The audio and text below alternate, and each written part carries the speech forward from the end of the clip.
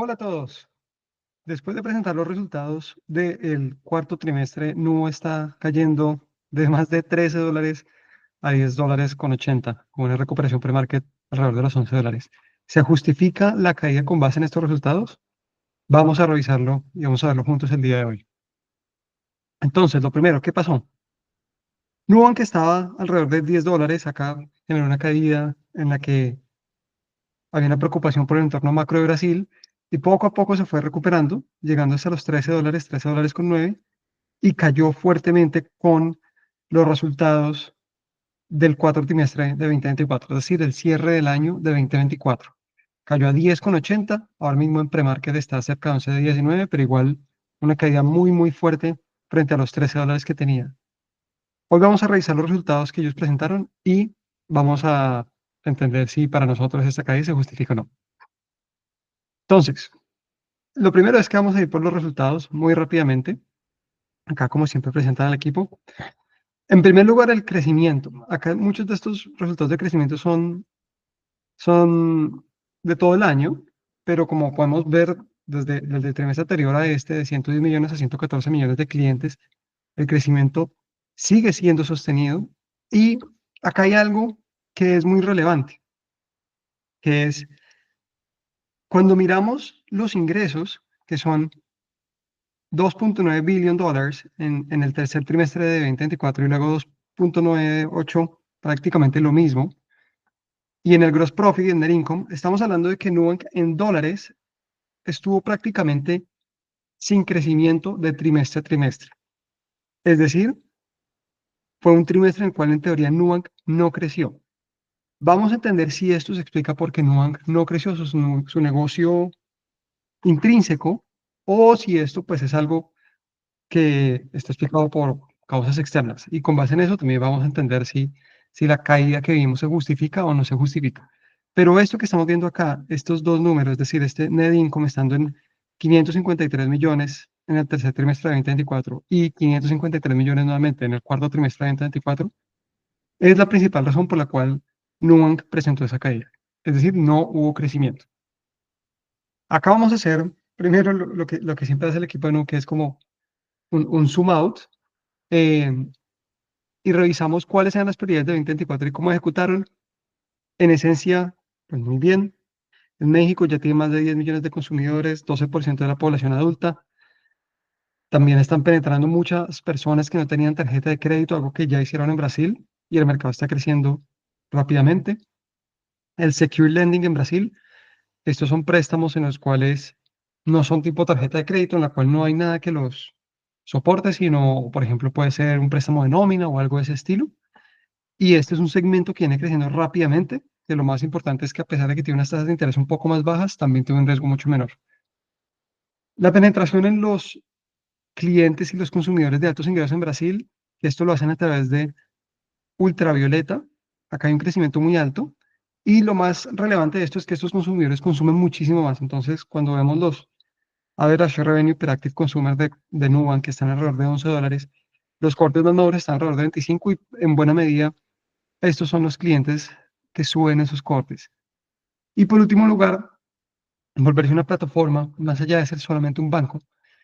Y acá esto es una gran oportunidad de comenzar a subir los ingresos y comenzar a subir aún más la principalidad de Nubank. Ahora mismo ellos mencionan que hay más de 1 millón de consumidores que usan activamente compras en el marketplace, incluyendo lanzamientos como el NuTravel, que es para viajar, o Nucel, sobre el cual ya hemos venido hablando. Luego, crecimiento. Entonces, lo que estamos viendo es que hay una leve caída del 83,6% al 83,1% en los consumidores activos, es decir, subimos de 91,7 millones a 94,9, pero igual hay una caída en la actividad. Lo que dicen ellos en los resultados, en la transcripción de la llamada, es que esto en buena medida está siendo explicado porque hay un diferente mix de clientes. Es decir, cuando uno mira cómo está la mezcla de los clientes que vienen de Colombia, de México, que son países en los cuales Nubank está penetrando, las tasas de actividad son muy diferentes a las tasas de actividad de Brasil. Entonces, La principal razón por la cual esto está cayendo del 83,6% al 83,1% se explica porque México y Colombia pesan cada vez más en la base de clientes de Nubank y no son clientes que todavía tengan la tasa de actividad de los clientes de Brasil. Em, Esta es una parte en la que quería llegar porque vamos a entender pedazo por pedazo por qué el net income no está creciendo. Entonces, en primer lugar, recordemos que los ingresos totales, es decir, lo que vemos acá, son un resultado de el average revenue per active consumer, que es lo que vemos acá a la izquierda, y el número de active consumers, que es lo que ya vimos arriba. Entonces, ya sabemos que los active consumers, a pesar de que la tasa de actividad está bajando un poco, crecieron de 91,7 millones a 94,9, es decir, se añadieron 3,2 millones, cerca del 3%, cuarto del cuarto. Y adicionalmente, lo que estamos viendo acá es que el monthly ARPAC, que es el average revenue per active consumer, cayó de $11 a 10,7, pero cuando lo miramos FX neutral, es decir, sin el impacto de la tasa de cambio, subió un 5%. ¿Qué quiere decir esto? Que cuando consolidamos ambos impactos, es decir, la caída del 11 al 10,7 en dólares, pues la subida de consumidores de más o menos un 3%, pues vemos que los revenues en dólares están en 2.943 millones y pasan a 2.989, es decir, una subida muy, muy pequeña, pero cuando lo miramos en FX neutral, es decir, sin el impacto de la tasa de cambio, la subida de trimestre a trimestre es del 9%.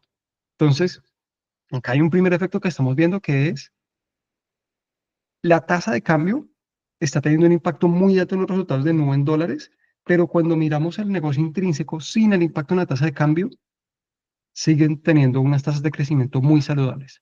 ¿Listo? Vamos a seguir pasando. Acá no vamos a profundizar demasiado en estas cosas, pues para el que quiera hacerlo lo puede revisar por cuenta propia. ¿Qué creo que es interesante acá? Que esto es una de las prioridades que ellos decían que tenían en 2024, el crecimiento del secure lending en Brasil, eso está en reales, y vemos cómo pasa de un billón reales a 2,8 billones, teniendo pues una participación más alta. Entonces, esto es bastante relevante dado que era una prioridad de ellos. Y por último, acá, esto es espectacular, que es el crecimiento de México y de Colombia en depósitos. México crece de 1 billion a 4,5 billions y Colombia en prácticamente 2 trimestres alcanza 1,3 billions, que ellos mencionan adicionalmente que en Colombia, en tan solo prácticamente 3 trimestres, o un poco más de 2 trimestres, se convirtió en el quinto banco más grande de Colombia por cantidad de depósitos. ¿Qué tiene esto como efecto para Nu? Que los costos de sus depósitos son más altos. Recordemos que la estrategia que tiene Nu para crecer su base es que usualmente lanzan un producto, en el caso de Colombia, por ejemplo, la cuenta, en el cual la tasa de interés está ligeramente por encima o un par de puntos por encima de la tasa interbancaria, que acá la vemos, porcentaje de la tasa interbancaria. Entonces, ¿qué implica esto? Que cuando ellos lanzan esto es un producto muy atractivo, los clientes lo adquieren, tiene un crecimiento muy rápido, como lo tuvieron en México de 1 billion a 3,9 billions, y como lo tuvieron en Colombia de 0,2 billions a 1,3, y luego comienzan a bajar un poco la rentabilidad de ese producto. Hoy en día, entonces, estos productos están por encima de la tasa interbancaria, ligeramente, un punto más o menos, y el resultado de esto, 1 o 2 puntos para el cuarto trimestre seguramente, es que en el mix del costo de los depósitos, vemos que hay un costo más alto. Entonces, en Brasil, donde esto ya está estabilizado, es cercano al 80% del costo de los depósitos, pero cuando incluimos Colombia y México, en donde hay una estrategia de crecimiento en la cual se paga más por los depósitos, lo que vemos es que ese costo va a subir y en el mix sube el 89%. Esto ya vamos a ver por qué es relevante, pero pues en lo que sí que vemos es que un crecimiento muy acelerado de los depósitos, también hay un costo más acelerado, pues crece más aceleradamente el costo de los depósitos.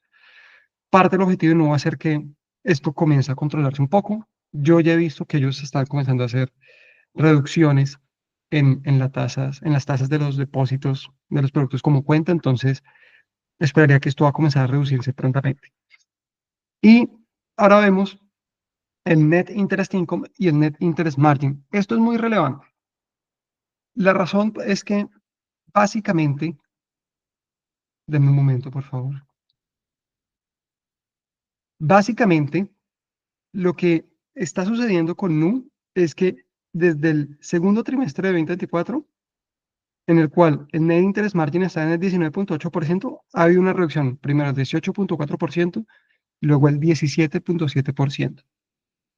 Entonces, lo que esto genera es que, a pesar de que crece la base de clientes, pues los ingresos por intereses no crecen tan rápidamente. Es cierto que cuando lo miramos trimestre a trimestre, crecen al 9%, es decir, a la misma velocidad que están creciendo los revenues, sin tener en cuenta el impacto en tasa de cambio, pero la pregunta que nos hacemos es, al menos mirando de Q3 a Q4, ¿qué tan preocupante es que esto esté cayendo del 18.4 al 17.7%? Y acá pues vamos a ver básicamente lo que nos dice en, en la llamada el mismo equipo de Nu. Acá está respondiendo en primer lugar Guillermo Lago, que es el CFO, y ¿qué nos dice él? Entonces, primero lo que ya hablamos de Nu, lo de que ya hablamos de Colombia, perdón, en el cual es que se alcanzó el top 5 de instituciones financieras en Colombia. Y luego hablamos ahora del net interest margin que se comprime en 70 puntos básicos. En primer lugar, hay un movimiento de FX, que lo menciona acá. Y en segundo lugar, hay un tema de yields más bajos por product mix, que ya vamos a revisar cómo se distribuyen estos porcentajes. Entonces, esto ya lo tengo resaltado. Y acá le hicieron una pregunta de follow-up a él, que es básicamente cómo se explica o cómo se puede poner esto en porcentajes. Entonces, lo primero que responde es que en el FX se utilizan unas tasas de FX para el numerador y otras para el denominador, y eso lo que implica es que para el numerador se usa un promedio del FX, mientras que el denominador se traduce con el periodo final. Y lo que tiene esto es que de la caída de los 70 puntos básicos, más o menos un 45% está siendo explicado por FX, que esto lo podemos ver acá. Y luego el 55% de la contracción se explica por dos cosas. Número uno, la caída en los yields del portafolio de créditos, porque hay una mayor proporción de secure lending, es decir, lo que están creciendo en Brasil. Y ahorita vamos a ver eso, cómo impacta el yield ajustado por riesgo. Y en segundo lugar, el crecimiento en el costo de los depósitos de México y Colombia. ¿Qué es lo que nosotros vemos cuando revisamos este costo de los intereses neto de riesgo? Voy a bajar un poco y ya volvemos a subir a donde estábamos. Que la caída es del 10.1 al 9.5%, es decir, en lugar de caer 70 puntos básicos, hay una caída de 60 puntos básicos. Entonces, de los 70 puntos básicos de la caída, lo que nos dicen es 45%, digamos 30 puntos básicos está explicado por FX, no nos preocupemos por eso. Luego hay 40 puntos básicos adicionales, de los cuales 10 puntos básicos están explicados por un menor riesgo, que cuando lo miramos en el net interest margin ajustado por riesgo, pues lo normalizamos y tenemos 30 puntos básicos adicionales que muy probablemente, como ya lo revisamos, están prácticamente siendo explicados por esto. Entonces, acá la pregunta es obviamente si es 30 puntos básicos, porque al final lo que estamos viendo es que este costo pues fue consistente del 89% y, y pues los depósitos crecieron, pero no radicalmente. Y acá pues hay una serie de factores que seguramente no se están capturando. Yo creo que esta es una explicación que facilita la interpretación de la métrica. Creo que la conclusión acá es, hay que seguir de cerca esta métrica. Un net interest margin del 17-18% creo que igual sigue siendo saludable. Y principalmente ahora que vamos a ver cómo en México y en Colombia no comienza a ajustar un poco más su estrategia, hay que seguir cómo se sigue comportando esta métrica. Yo diría que en un principio, al menos yo me siento relativamente satisfecho con la explicación porque veo que el negocio intrínseco sigue creciendo. Luego, pues vemos el costo de servir consumidores. Acá esto es una de las fortalezas de Nu, menos de $1 por cliente. Sí que vemos un crecimiento relevante del 14% ajustado por FX, que pues acá no se ve también por efectos de tasa de cambio. Y en cuanto al gross profit margin, sigue siendo relativamente estable. El efficiency ratio mejora bastante, se ubica por primera vez debajo del 30%. En la llamada mencionan que incluso estando al 30%, esto debería tener margen de mejora, que es una excelente noticia, y que pues es finalmente la gran ventaja del modelo de los bancos digitales. Y por último llegamos al net income, que lo que decíamos es está flat, ¿no? Es decir, estamos en 553 millones y seguimos en 553 millones, cuando incluimos un decimal incluso ligeramente por debajo. Lo que vemos es que FX neutral, el net interest income, el net income, perdón, está subiendo 7%. Entonces, cuando tenemos en cuenta el impacto de la tasa de cambio, en realidad hay una subida del 7% eh, del net income. Y en ese sentido, yo creo que esto es positivo. Es decir, hay algunos factores dentro del negocio que tenemos que observar, principalmente el net interest margin, y cómo sigue evolucionando el costo de los depósitos.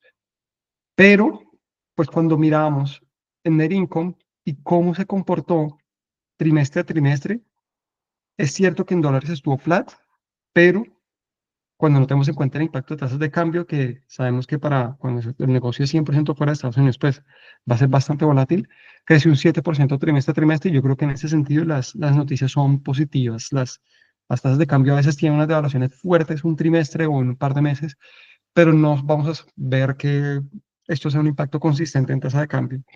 Usualmente vamos a ver 1 o 2 trimestres en los cuales hay un impacto fuerte, pero luego se recuperan. Por ejemplo, lo que hemos visto en el primer trimestre de 2025 hasta ahora es que tasas de cambio como el peso colombiano frente al dólar han tenido alguna apreciación.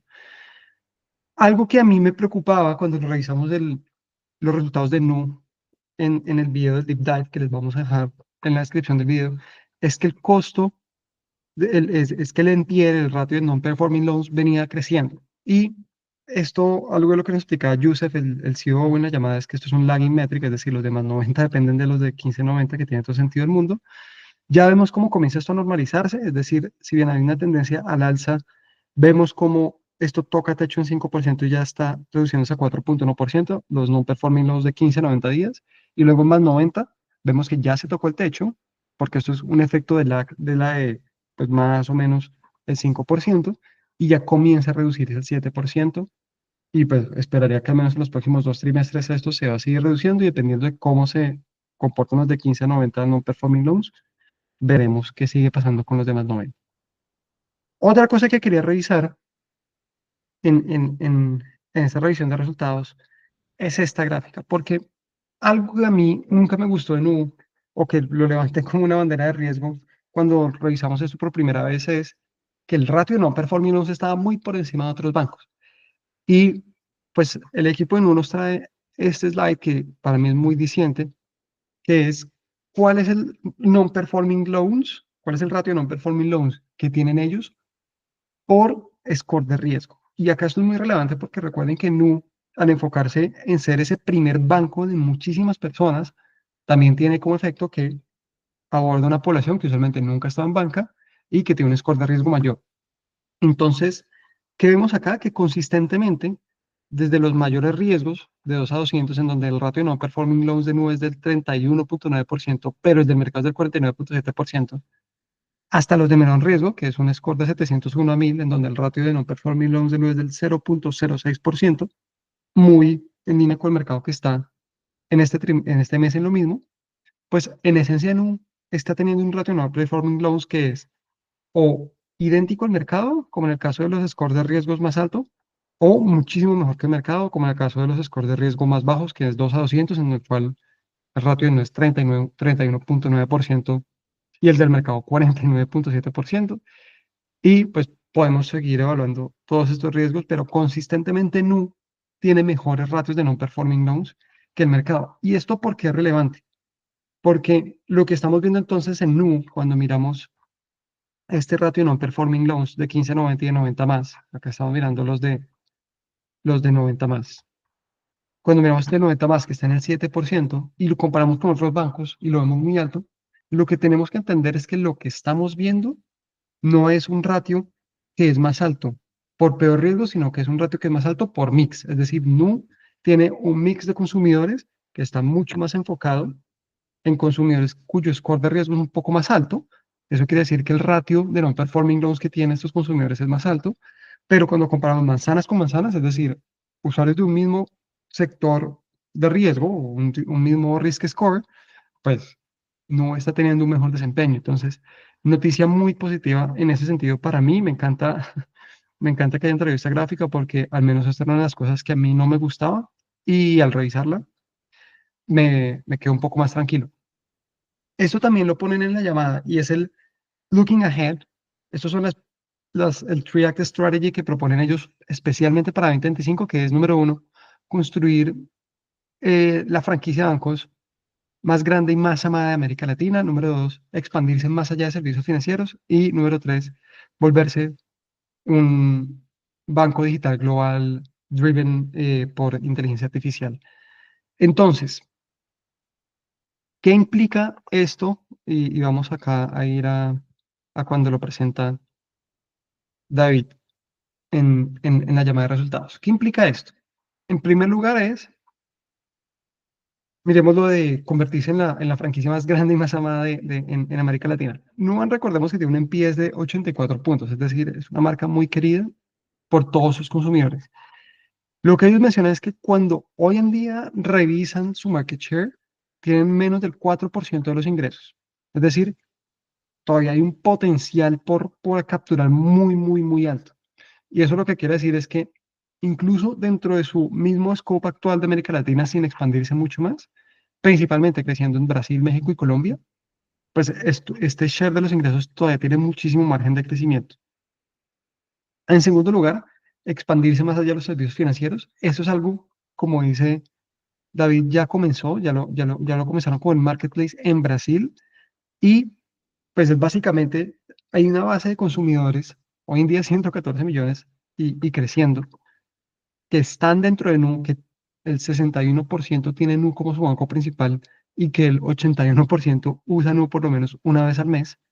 Entonces, pues hay una base de consumidores muy, muy alta en el que básicamente van a comenzar a expandir sus servicios y acá hay muchísimo valor por capturar por parte de eso.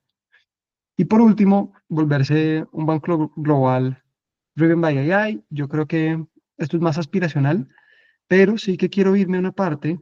Voy a ir Voy a ir acá porque le preguntan a David acerca de, ¿qué le preguntan a David exactamente? Que es, ¿cuáles son los pasos para construir la franquicia global? Es decir, dónde se sigue, o sea, dónde va a seguir la expansión, etcétera. Porque, por ejemplo, se habló mucho de que no se está expandiendo el sudeste asiático y África por los rumores de Time, pero pues en realidad fue una inversión en un banco digital, no es que no se está expandiendo directamente. Y acá lo que nos responde David es que, pues, todo este camino comenzó en 2013. Y la visión que tienen ellos es que el modelo de banco digital es el modelo correcto para el 80-90% del mundo y que básicamente en estos 10 años lo que ellos han logrado es probar eso a partir de, uno, en Brasil penetrar un porcentaje del mercado absurdamente alto, un porcentaje de la población adulta que no lo tengo ahora mismo en mente, pero muchísimo más del 60%, si no estoy mal, 60-70%, con el mejor en pie del mercado, es decir, el mejor servicio. Y lo que ellos dicen es ¿qué vamos a hacer los siguientes 10 años? Vamos a continuar testando nuestra hipótesis en más países más allá de América Latina. Entonces, pues primera parte en este acto 2025 es, no confirma que se va a seguir expandiendo y no se va a limitar esa expansión dentro de América Latina. Ahora, ¿qué implica esto en términos de tiempos? No nos lo dicen específicamente, pero sí que nos dice algo muy llamativo a cada bit, que es nadie en la historia, a nivel global al menos, ha logrado construir una plataforma multipaís que sea muy eficiente y que tenga una sola base de código. Yo acá pues habrá que creerle porque nosotros no tenemos cómo comprobarlo, o al menos si queremos dar el beneficio de la duda, sí que sabemos que algunas marcas globales, como por ejemplo el ejemplo que ponemos de BBVA en algún momento, que pues BBVA en un país es completamente independiente al BBVA de otro país, pero hay otras marcas globales como por ejemplo Revolut, que está en más de 45 países y que también han crecido como bancos digitales. Entonces, acá puede haber algo de beneficio de la duda, pero sin lugar a dudas, lo que sí que podemos decir es que Nubank es uno de los grandes pioneros en esto. Y acá lo que ellos dicen es, hemos estado construyendo esta base de código único que nos sirve para expandirnos globalmente por cerca de 18 meses y probablemente otros 18, 24 meses lo vamos a seguir construyendo, algo que va a continuar para siempre, por supuesto, pero que una vez tenga esta base de código que les permite a ellos lanzar en nuevos países, pues lo que va a pasar es que cuando se lance Nube en un nuevo país, el costo va a ser muy bajo. Y en ese sentido, ahí es cuando ellos van a comenzar a lanzar seguramente el producto de Nu en varios países. Entonces, ¿cómo se traduce esto en cuanto a 2025? Pues 2025, si nos están diciendo que construir la infraestructura toma 18 a 24 meses más, pues sabemos que 2025 va a ser un año principalmente en construir infraestructura, acá ellos lo confirman, y pues también dicen que principalmente esto no va a ser un gasto adicional, dado que ya hoy en día hay una buena proporción de los gastos que vienen de tecnología. Entonces, yo creo que esto es para decir que el futuro de Nube, al menos en cuanto a lo que vemos acá, está muy interesante. Volviendo a nuestra presentación, es básicamente crecer en América Latina, o al menos, si no queremos ser súper ambiciosos en estos tres países en los cuales sabemos que en México y en Colombia hay un margen de crecimiento con un mayor número de consumidores, y en Brasil, a partir de este acto número dos, que es expandirse más allá de los servicios financieros vía el marketplace. Luego el número tres, que esto yo creo que es más un poco la apuesta de largo plazo, que es convertirse en un banco global. Y seguramente lo que veremos es que durante 2025 no va a haber una expansión, al menos fuera de América Latina, yo creo. Eh, Puede que en 2026 sí que la haya, o al menos una expansión dentro de América Latina también sí que puede darse en el corto plazo, no lo sé, pero no parece que sea la ambición que ahora mismo no, parece que ahora mismo Nulo que dice es, vamos a consolidar el modelo en México y en Colombia, vamos a expandir nuestros servicios en Brasil, y estamos construyendo las bases para expandirnos a nivel global en Nu. Entonces, volviendo a nuestra gráfica, pues acá la pregunta se las dejo a ustedes, que es, ¿creen que lo que nos plantea Nu en la llamada de resultados justifica esta caída que hubo de $13, nuevamente al rango de $10, en el cual, de hecho, cuando hicimos el video inicial, lo hicimos por acá y hubo una valorización importante, pero se vuelve a ese mismo nivel de los $10, $11? ¿Creen que los resultados que hoy en día reportan Nu justifican esa caída?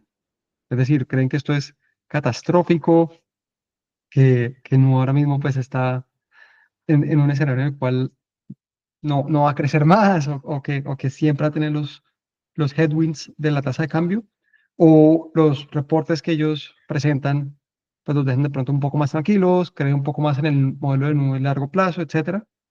Yo personalmente les voy a dar mi respuesta es, yo creo que sin lugar a dudas hay algunas cosas por monitorear, es decir, no queremos ver un net interest margin que se siga comprimiendo, pero yo lo que veo es un modelo en el cual se sigue creciendo muy fuertemente los ingresos a partir de los drivers principales, que son tener un mayor número de consumidores, y pues que esos consumidores en efecto sean consumidores activos, y además crecer los ingresos por consumidor, en el cual también veo un camino claro a partir de la expansión del marketplace.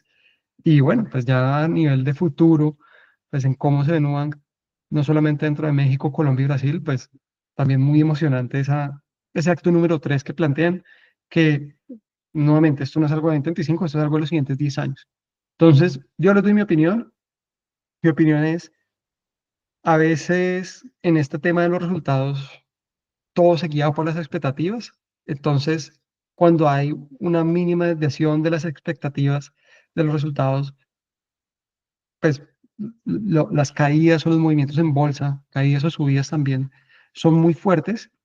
Yo lo que estoy viendo es que Nu, con respecto a su modelo y con respecto a lo que quiere hacer, sigue ejecutando esto correctamente. Además, por ejemplo, en mi caso, en los non-performing loans, que era una de las incógnitas que tenía cuando comencé este proceso de hablar Nu, está resuelta. Así que yo quedo muy tranquilo con esto.